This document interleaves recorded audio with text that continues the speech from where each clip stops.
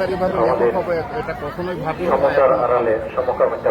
আমি আসলে মনে করি কবি কবি আমি মনে করি যে যখন পাঠক একজন মানুষকে কবি বলবো তখন আপনারা সংগ্রহ করবেন, আমি নিজেকে কখনো কবি হিসেবে প্রচার করি জোর করে কবি হওয়া যায় না।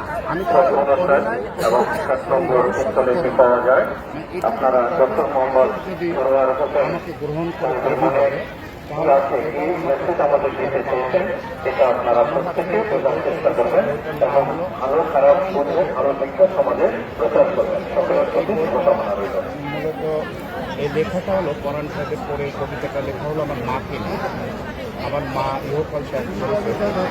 আজকে আসলে সত্যিকার এখন যে বইটি মূলত উন্মোচন হবে সে বইটির নাম হচ্ছে ৭১ ও নারী। লেখিকা হচ্ছে রহিমা আক্তার মৌ। সাথে যোগাযোগ বিচ্ছিন্ন এবং আরেকটি বই হচ্ছে বাংলা সাহিত্যের কলঙ্ক তারা। এই কারণে যে তাদের এটিরও রাইটার হচ্ছে রহিমা আক্তার মৌ। আমি এই লেখিকাকে এবং প্রকাশক এবং তাদের প্রতিনিধি মঞ্চে আসার জন্য অনুরোধ করছি। আর বইটার প্রস্তাব করছে ধ্রুব ৭১ ও নারী।